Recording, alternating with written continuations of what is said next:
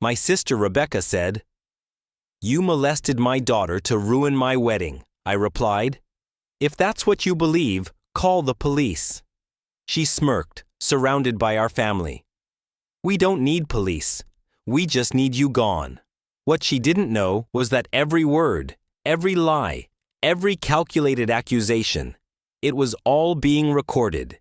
And in 72 hours, she discovered that destroying an innocent man comes with a price she could never afford to pay. My name is David Matthews. I'm 34 years old, and until 3 months ago, I was a senior systems analyst at a mid-sized tech firm in Portland. Nothing glamorous. I designed database architectures, optimized network security, managed IT infrastructure. The kind of work that makes people's eyes glaze over at dinner parties. I'd been with my girlfriend Lauren for 6 years. We were planning our own wedding, saving diligently, living in a modest 2-bedroom apartment in a quiet neighborhood. I'm the quiet one in my family. Always have been. While my younger sister Rebecca pursued her drama degree, dated musicians, and filled her Instagram with carefully curated moments of her perfect life, I was the responsible one. The boring one. The one who showed up early to family dinners, helped dad with his taxes, fixed mom's computer every other month. Rebecca was the star. I was the stagehand. Our parents, Linda and Robert Matthews, ran a successful catering business for 30 years before semi-retiring. They weren't wealthy, but comfortable. 3-bedroom house in the suburbs, 2 paid-off cars, decent retirement accounts. They'd always treated us equally, or so I thought. But Rebecca had a way of positioning herself at the center of every family narrative. Her engagement to Marcus Thornton, a real estate developer 12 years her senior, had been the focal point of family discussions for 8 months. I loved my niece, Emma. She was 7 years old, bright, funny, obsessed with dinosaurs. Rebecca had her young, at 22, with a boyfriend who disappeared before Emma turned 1. I'd been Uncle David, who took Emma to science museums, who listened to her explain the difference between a brachiosaurus and a diplodocus with patient interest. I thought we had a close relationship. Here's what I didn't know. Rebecca's fairy tale was crumbling. Marcus had family money, expectations, and a prenuptial agreement that Rebecca found insulting. Her maid of honor, her best friend Vanessa, had been poisoning her ear for months. "You deserve better. He doesn't respect you. Make him prove his commitment." And somehow, in Rebecca's increasingly desperate mind, her wedding needed to be perfect, needed to prove something. And I, quiet, dependable David, became an obstacle. The accusation came on a Sunday afternoon in late March. Family dinner at my parents' house. Rebecca had been stressed about wedding planning, snapping at everyone. Emma seemed withdrawn, quieter than usual. I'd asked her if she wanted to see the new dinosaur documentary I'd downloaded. She'd shaken her head and stayed close to her mother. After dinner, Rebecca asked to speak with everyone in the living room. Her voice carried that performative tremor I recognized from her college theater days. Marcus stood beside her, looking uncomfortable. Vanessa sat on the armrest of the couch, arms crossed, a prosecutor awaiting a verdict. "I need to tell you all something," Rebecca began, tears already forming. "Something happened. Something I can no longer stay silent about." My mother reached for her hand. "Honey, what is it?" Rebecca's eyes locked on mine, cold, calculated. "Emma told me that that he touched her inappropriately, multiple times, when he was alone with her." The room exploded. My mother gasped. My father stood up, face reddening. Marcus looked shocked. I sat frozen, the words not quite processing. "That's not true," I said quietly. "Rebecca, that's not true. Are you calling my daughter a liar?" Her voice rose perfectly, hitting the note of righteous maternal fury. "She's 7 years old. She described exactly what you did. She's been having nightmares." "Then call the police," I said, my voice steady despite my hands shaking. "If you believe that happened, call the police right now." That's when she delivered the line. The one that would cost her everything. We don't need police. We just need you gone. Out of this family. Away from my daughter. You're not coming to my wedding. You're not welcome in this house anymore. And if you try to fight this, I'll make sure everyone, your employer, your girlfriend, everyone, knows exactly what kind of monster you are. Vanessa nodded along. She's protecting her child, David. The least you can do is accept responsibility. I looked at my parents. My father wouldn't meet my eyes. My mother was crying. Marcus looked confused but said nothing. Lauren, sitting beside me, grabbed my hand. She was the only one who spoke. This is insane, Lauren said. David would never. Of course you'd defend him, Rebecca cut her off. You're probably as sick as he is. I stood up. I'm leaving. But Rebecca, hear me clearly. I have never, and would never, harm Emma or any child. If you're willing to destroy me with a lie, that's your choice. But there will be consequences. She laughed. Actually laughed. Consequences? From you? David, you're a nobody. You have no power here. I'm the victim. Emma is the victim. You're just the predator everyone will believe me about. So yes, please, try to fight back. I'd love to watch you fail. I left. Lauren followed. We drove home in silence, and in that silence, my mind was already working. Here's what Rebecca didn't know about her boring, quiet brother. I'm not just a systems analyst. For the past 3 years, I'd been consulting on the side for law firms. Digital forensics, data recovery, cybersecurity audits. I'd testified as an expert witness in 6 cases involving digital evidence. I understood surveillance systems, metadata analysis, and evidentiary standards better than most attorneys. And 6 months earlier, after someone broke into our apartment building, I'd installed a comprehensive security system in our unit. 8 cameras, motion-activated, cloud backup, covering every entrance and main room. The kind of system that runs 24/7 and captures everything. Rebecca had been in my apartment 4 times in the past 2 months. Twice with Emma, twice with Vanessa. I hadn't thought anything of it. Family visits, helping with wedding planning, letting Emma play with our cat. But now, those visits took on a different meaning. That night, while Lauren sat beside me on the couch, I pulled up the security footage archives. March 3rd, Rebecca and Emma visiting. I watched Emma play happily, laugh, hug me goodbye. No fear, no distress, no indication of trauma. March 10th, Rebecca and Vanessa, without Emma. I watched them in my living room while I was in the kitchen making coffee. The audio was clear. Vanessa's voice. You need something nuclear. Something that makes canceling you from the wedding about protecting Emma, not about your drama with Marcus. Rebecca's response. I can't just make something up. Vanessa. You don't make it up. You reframe things. Emma adores David. Use that. Say she's been acting strange, having nightmares. Plant the idea with her carefully. Kids remember things differently when you ask the right questions. And David won't fight back. He's too passive. He'll just disappear quietly like he always does. Rebecca. What if he does fight back? Vanessa. With what? He's got no proof of anything. And the second you say those words, everyone will believe you.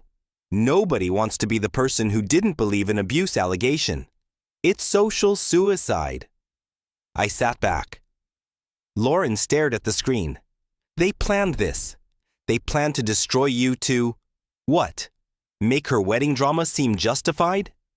I replayed it 3 more times. Documented everything. Downloaded the files. Secured multiple backups.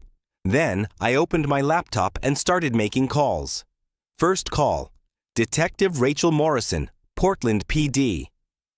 We'd worked together on a cyber harassment case 18 months ago. I explained the situation clinically, offered to provide all evidence. David, this is serious, she said. False allegations of this nature are criminal. But you need to document everything carefully. Get an attorney involved immediately. Second call. James Chen, the defense attorney I'd done forensic work for on multiple cases. He answered on the second ring despite it being 9 p.m. I need a defamation attorney, I told him, and possibly a criminal defense attorney, though I'm the victim here. Tell me everything, James said. I did. All of it. He was silent for a long moment. David, this is one of the most clear-cut cases of defamatory false allegations I've ever heard. With that recording, you have proof of malicious intent, premeditation, and conspiracy. But this gets ugly. This involves a child, family destruction, and significant emotional damages. I know, I said. That's why I'm calling you. I need someone who won't back down. I'll have someone from our litigation department call you first thing tomorrow. Don't communicate with anyone in your family. Don't defend yourself publicly. We do this right. We do it legally. And we do it so thoroughly that this never happens to you or anyone else again. Third call. I didn't make it that night. But I knew I had to. My older brother, Michael. Michael was 41, 7 years older than me.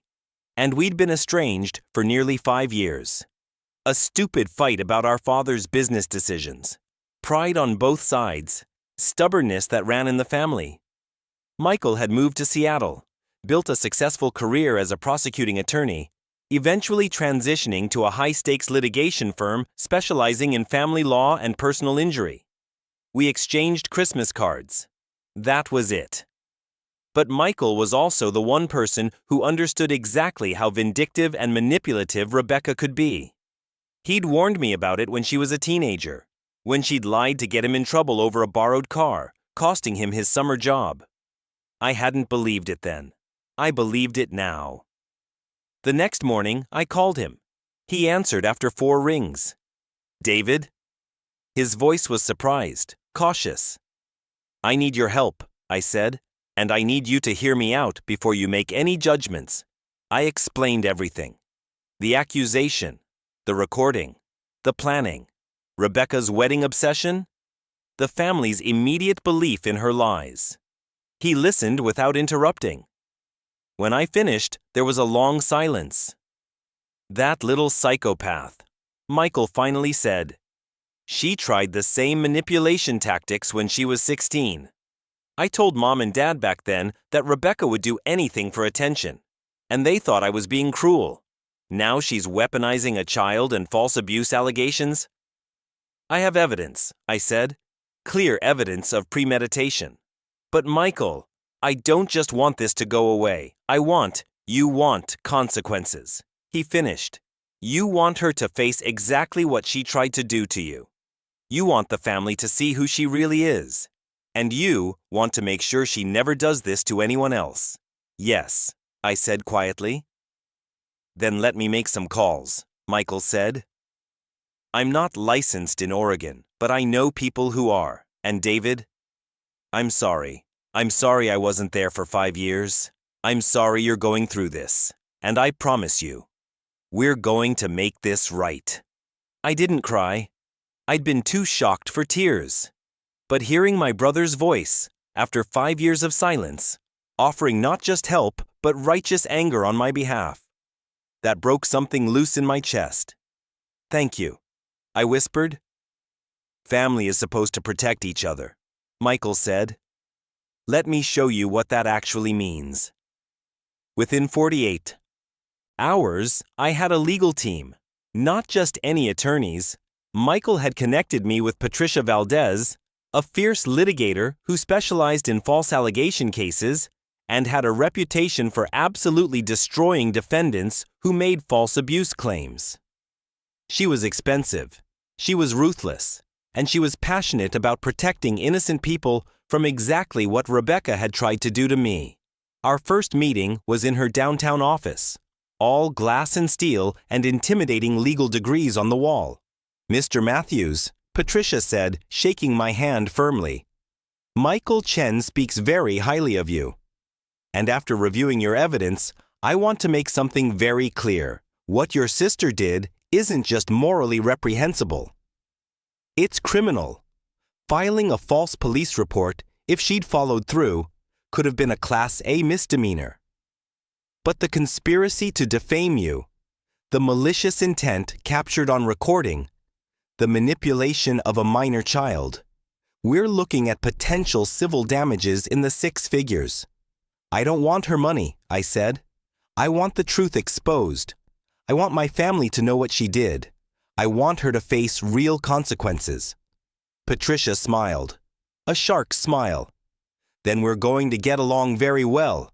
Here's what we're going to do. The plan was systematic, methodical, beautiful in its precision. Step 1. We filed a police report. Not just a general complaint, but a detailed statement with all evidence attached. The recording of Rebecca and Vanessa planning the false accusation. The security footage showing Emma's normal, happy behavior in my presence. Character references from Lauren. Colleagues, my therapist. A formal request for investigation into Rebecca's false allegations. Step 2. We contacted Child Protective Services.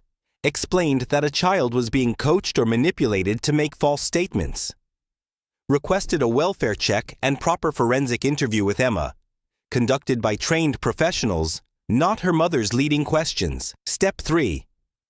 We sent a cease and desist letter to Rebecca, Vanessa, and my parents. Formal legal notice that any further defamatory statements would result in immediate civil litigation.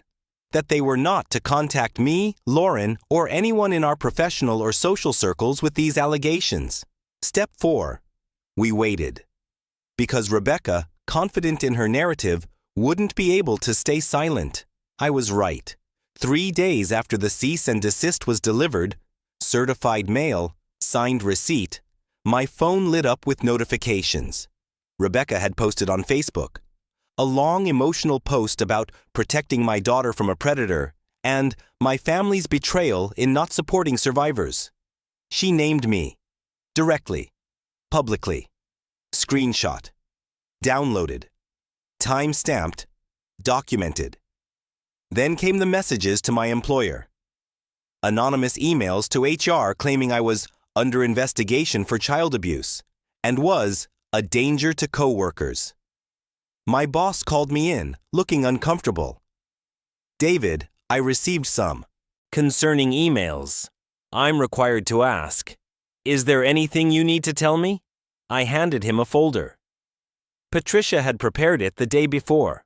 My police report showing I was the victim of false allegations. The evidence of conspiracy. A letter from Patricia's firm offering to speak with their legal counsel. Character references from colleagues. I'm the victim of a false allegation by a family member, I said calmly. Everything is documented and being handled legally. I'm happy to have your legal team contact my attorney for verification. His relief was visible. Thank you for being upfront. I'll route this to our counsel. And David, for what it's worth, I'm sorry you're going through this. More screenshots, more documentation. Rebecca was building our case for us. Then came the CPS visit. A social worker and a forensic interviewer met with Emma at her school. Rebecca wasn't present, neither was Vanessa. Just trained professionals using proper, non-leading interview techniques. Emma's interview was heartbreaking. Not because she confirmed abuse, because she didn't. Because she was confused, anxious, clearly stressed by questions she didn't understand. She talked about Uncle David teaching her about dinosaurs, about playing with our cat, about being sad that she couldn't visit anymore because Mommy says Uncle David did something bad but won't tell me what. When asked directly if anyone had ever touched her inappropriately, Emma didn't understand the question. When it was explained in age-appropriate terms, she said no. Repeatedly, clearly. The forensic interviewer's report was clinical and damning. No disclosure of abuse. Child shows confusion and distress related to family conflict, not trauma related to alleged abuse. Concerning evidence that child may have been coached with leading questions by parent. Recommend family therapy and monitoring. Patricia received the report and called me immediately. David, we have everything we need. The question is, how far do you want to take this? I thought about Emma, about my parents, about the life Rebecca was about to marry into, about every other person she might do this to in the future when she needed a convenient villain. All the way, I said. I want a public reckoning. We filed the lawsuit 3 weeks after the initial accusation. Civil defamation, intentional infliction of emotional distress, and conspiracy. Named defendants, Rebecca Matthews Thornton. She'd already changed her name on social media. Vanessa Pritchard. And, this was Patricia's genius, a John Jane Doe designation for anyone who had repeated the allegations. The lawsuit was detailed. It outlined every false statement, every piece of evidence disproving those statements, the recording of the conspiracy, the CPS report clearing me, the documented harm to my reputation, employment, and mental health, and we requested damages. $250,000 in compensatory damages, $500,000 in punitive damages, plus attorneys, fees, and court costs. Rebecca was served 5 days before her wedding. The process server found her at the venue during her final walkthrough. She called me immediately, screaming, "You bastard! You're suing me before my wedding! You're trying to ruin my life!" I'd been coached by Patricia. I didn't engage. All communication needs to go through my attorney. Do not contact me again. I'll tell everyone the truth. I'll expose you. You already have, I said calmly. That's why you're being sued. Goodbye, Rebecca. She did try to tell everyone, posted the lawsuit on social media with a long rant about rich men silencing victims. But she made a critical mistake. She shared the actual legal filing. People could read it, could see the evidence we'd outlined, could see the recording transcripts of her and Vanessa planning the false accusation. The comments started turning. Wait, there's proof she made it up? She recorded herself planning this? That's disgusting if it's true. Then Marcus's family got involved. They had money. They had reputation. They had a very expensive attorney who read our filing and immediately called Marcus. The wedding was 6 days away when Marcus came to Rebecca's apartment. I know this because Marcus, bless him, had the moral backbone Rebecca lacked. He recorded the conversation and 3 days later provided it to Patricia as evidence. Marcus: Rebecca, I read the lawsuit. Tell me the truth. Did you make this up? Rebecca: It's complicated. David's trying to twist everything. Marcus: There's a recording of you and Vanessa planning to accuse him falsely. There's a CPS report saying Emma showed no signs of abuse. Did you or did you not fabricate these allegations? Silence on the recording. Then Rebecca crying, I needed you to see I was serious. I needed your family to respect me. Your mother treats me like I'm nothing. Your prenup treats me like a gold digger. And I needed something that would make everyone focus on me, on us, on what matters. Marcus, you accused your brother of molesting your daughter to get attention for our wedding. Rebecca, when you say it like that, Marcus, how else is there to say it? Rebecca, you committed a crime. You tried to destroy an innocent man's life. You manipulated your own daughter. What the hell is wrong with you? The wedding was canceled 4 days before it was scheduled. Marcus's family's attorney sent a formal notice. The prenuptial agreement was void, as Marcus was terminating the engagement due to material misrepresentation of character. Rebecca would receive nothing. The deposits were lost. The venue, the caterers, the flowers, all forfeited. Rebecca's Facebook post about the cancellation blamed me. David Matthews has destroyed my life with his lies and his money and his lawyers because he can't accept that he's been exposed. More screenshots. More evidence for the defamation case. My parents finally reached out. My mother called, crying. David, we need to talk. Please. We met at a neutral location, a coffee shop downtown. Both my parents looked 10 years older. My father couldn't meet my eyes. We made a terrible mistake, my mother said. We believed Rebecca without question. We didn't even give you a chance to defend yourself.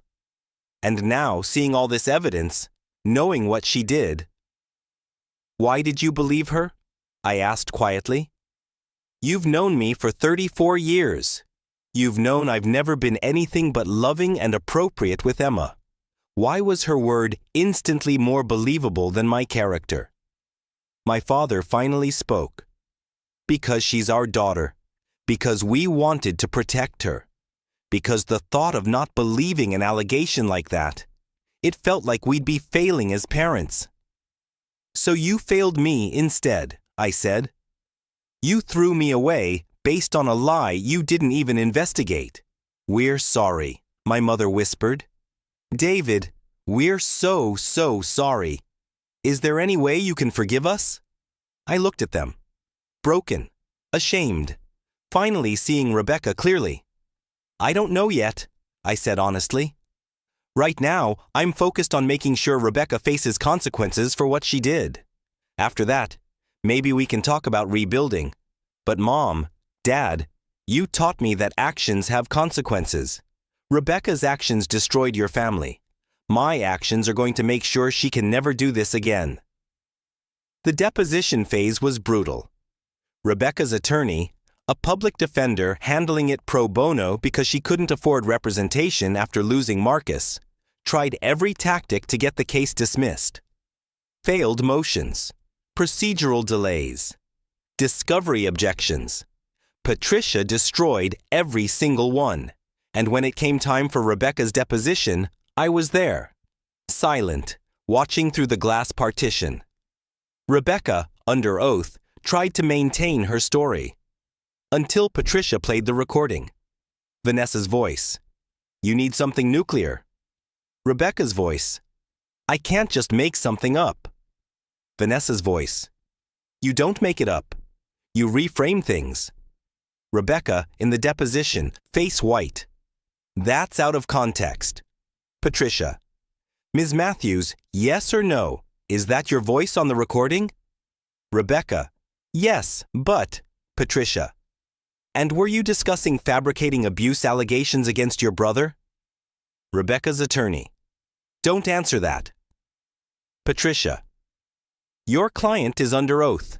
She can refuse to answer, but the recording speaks for itself. Ms. Matthews, did you make false allegations of child abuse against David Matthews with the intent to exclude him from family events and damage his reputation? Rebecca started crying. Real tears this time, not performance. I didn't think it would go this far. I just needed him gone for a while. I needed the wedding to be perfect. I didn't think... You didn't think there would be consequences, Patricia finished.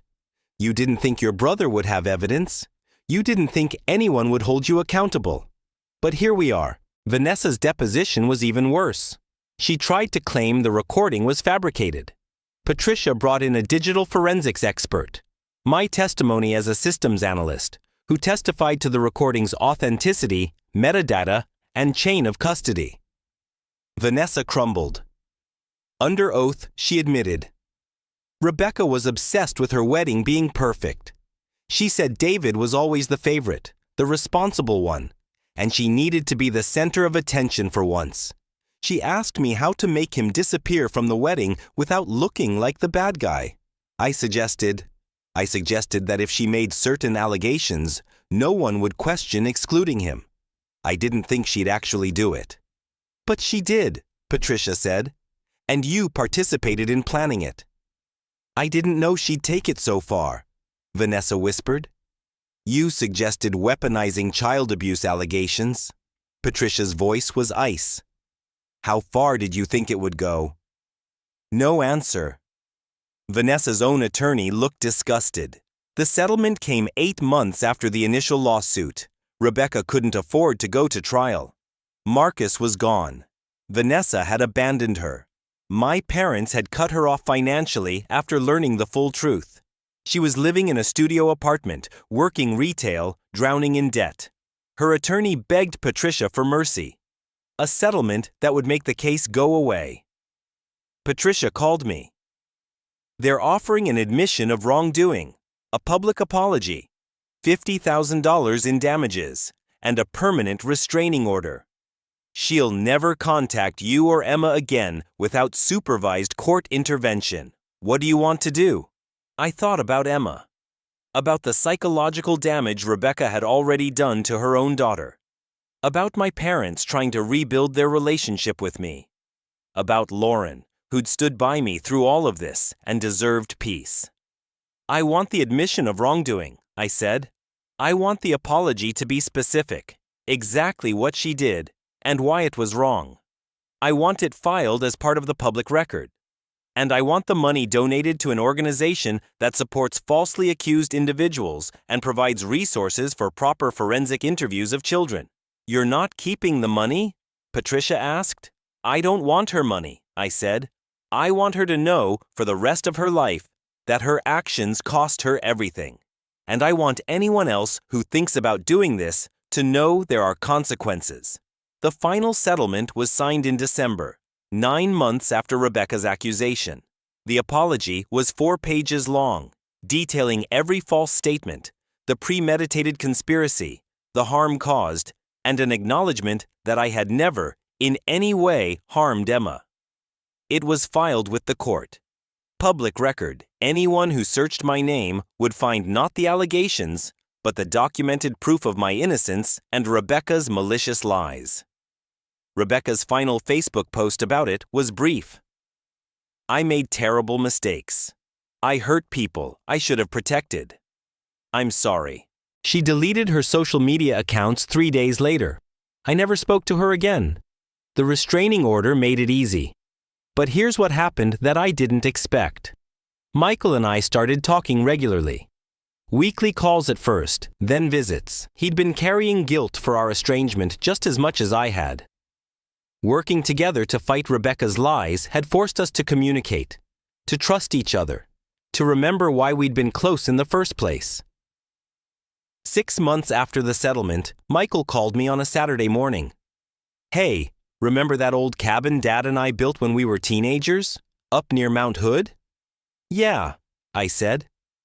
Dad sold it years ago, right? He tried to. Market fell through. He's been renting it out. But David, it's falling apart.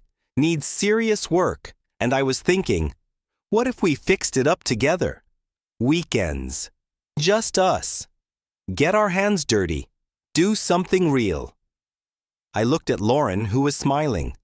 We'd gotten married in a quiet courthouse ceremony 3 months earlier. No drama. No family politics. Just us and the people who'd never doubted me. I'd like that, I told Michael. I'd really like that. So now, most Saturdays, Michael and I drive up to Mount Hood. We're rebuilding that cabin from the foundation up. New electrical, new plumbing, structural repairs.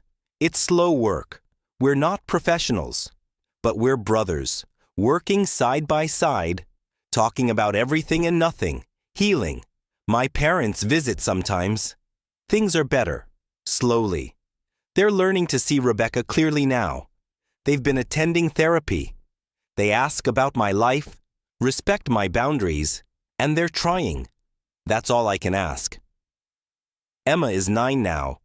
Rebecca has supervised visitation through court order. I've never asked to see Emma again. That's not my choice to make, and I won't put that child through more trauma. But I hear she's doing better, in therapy. Learning that the adults in her life failed her, not the other way around. Lauren and I are talking about starting our own family. We're cautious. We're aware of how ugly family dynamics can get. But we're also hopeful. And sometimes, late at night, I think about that moment in my parents' living room, Rebecca saying, "You're a nobody, you have no power here." She was wrong about the power, but she was right about one thing. I was nobody special, just a systems analyst who understood evidence. A brother who knew how to document truth. A man who refused to accept being destroyed quietly. Rebecca thought she was isolating me. She thought removing me from the family would make her the undisputed center of attention. Instead, she exposed exactly who she was to everyone who mattered. She lost her fiancé, her best friend, her family's trust, her reputation, and her peace of mind. I lost a sister I now realize I never really had.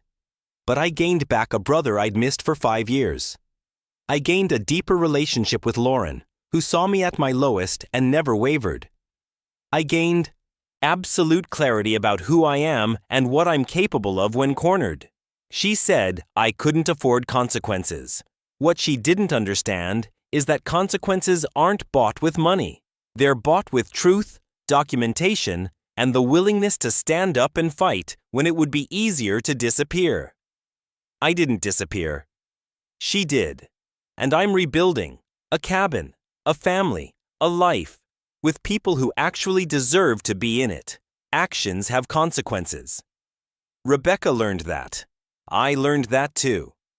The difference is, my actions were in defense of truth. Hers were built on lies. Truth is patient. Truth is thorough. Truth doesn't need to be loud. It just needs to be documented.